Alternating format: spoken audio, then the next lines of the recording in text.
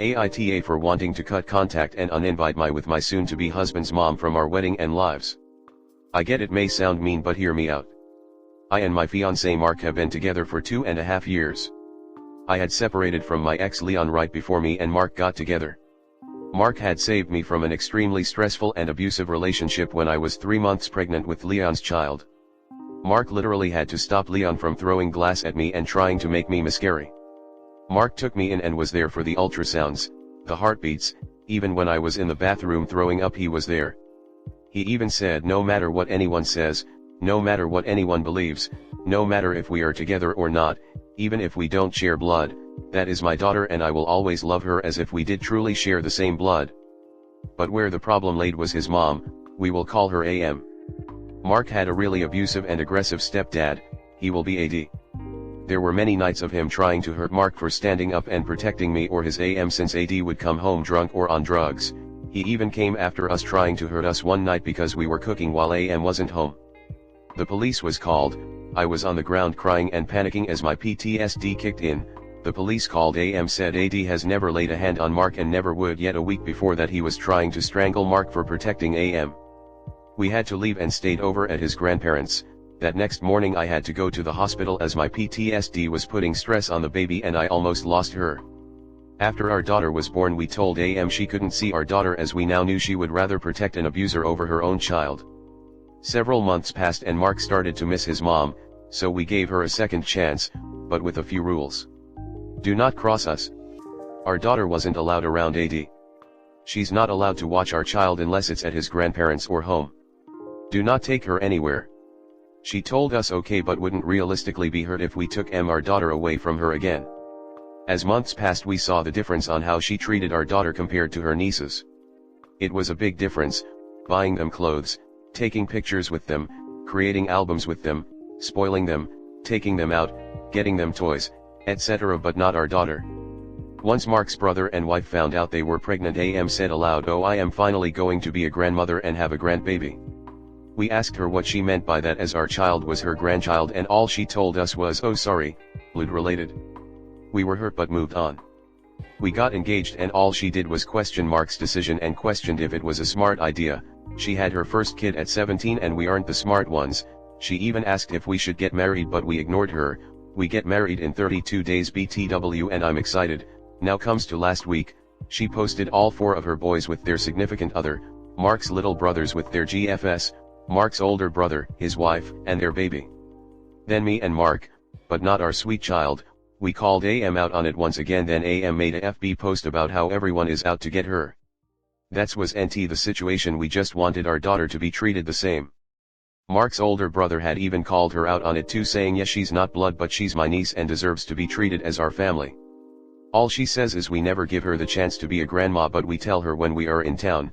We are one town over 30 minutes away, we try to video chat, we tell her to come visit anytime, we send her pictures. Me and Mark are at the point of no more changes, no more trying, just cut the line and be done with it. I told him I didn't want her to be at the wedding and want to take her off the list, but AITA for feeling that way. I just have a big heart and want my baby to have a family since I didn't have mine and was that black sheep in the family.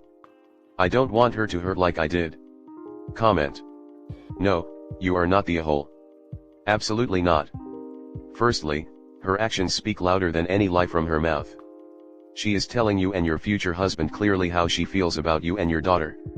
Don't let your baby girl grow up like this. As an option.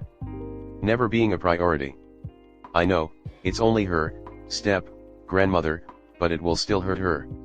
She will see how the others are threatened, and what a difference is between her and them. She will question what is wrong with her. Not with your mill, but her. You can tell your future husband he can have a relationship with your mother, but you, your daughter and future child, Ren, will not. She disrespect you every moment she can, and you will not let her threat you and your children like this. You don't deserve it. They don't deserve it either. Don't let them grow up in a world where they think this is totally normal. Actions have consequences, even with blood relatives. Good luck, and enjoy your wedding day. I wish you the best. What did Mark say when you told him you didn't want AM and AD at the wedding? His answer should tell you a lot. If he agrees with you, You're definitely NTA because he doesn't even want his own family there either. If he disagrees, maybe you can work out a compromise. I would worry about Ad's behavior at the reception though. If he gets drunk and aggressive, that would definitely put a damper on your party. Maybe just invite them to the ceremony only. If you cut that person, and her partner, out of your lives, you and your child, you would be smart, intelligent, and a good mother to your child. This woman is toxic, and an enabler of a violent addict. I understand you're so misses his mother, but be realistic, this is for him. She defends a person that tries to seriously harm you. This is not the action a mother would take. Next story 2. AITA for not wanting to have anything to do with my abusive and alcoholic cousin. I come from an Indian/Bengali household living in the suburbs near Kolkata. My family is a relatively traditional family, and frankly, I dislike everything in the household since it follows the strict gender role. I am the youngest in the family and vicious generational cycle since I did not grow up with my cousins. This cousin of mine is the only son of my family and also the son of the eldest brother. The rest of them have girls. He is much older than me, so when he got married I was just around 10 years old. I don't remember much. Yet around 5 years ago, it was revealed that he was a raging alcoholic and beat his wife, his father, my uncle, and verbally abused her family. After it was known, the entire family had an uproar since no man in our family actually physically abused anyone. There was mental abuse, however. I remember after everything was exposed, things got so bad that my sister-in-law and her 10-year-old daughter had to find refuge in our house for one night because of his abuse. However, my family keeps connection to him and doesn't want to give up on him because he is the only son of the family, etc. But I dislike him and I don't hide my dislike towards him. I have no problem with him and my father keeping connection with my uncle, but I really don't want anything to do with him. I have my fair share of regret, but I have always supported women, and even though my Sil might not be a perfect victim, she is still a victim who cannot get out of the marriage because of financial issues. I could have ignored his existence and never talked to him in any family function. I never do since we are not close in age, but after my graduation he made comment about my education qualification. I had admitted in Calcutta University with Enhanced degree, but by second year I changed it into general degree because I fell into depression and burnout completely, so I took a break for 2 years and learned Japanese. So he once in a gathering scoffed and said not everyone can handle English honors, it's very hard degree.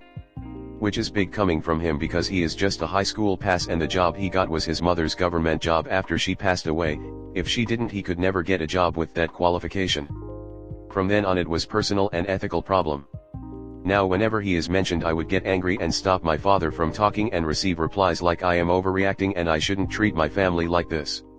Next story 3. AITA for not inviting my mom's brother and his family to my wedding.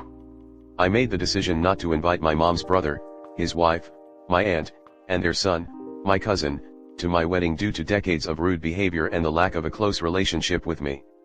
We used to see each other at family reunions when I was younger, but now that I have a choice, I don't attend these gatherings. We don't communicate at all, and I've chosen to prioritize having people close to my fiancé and me at our wedding.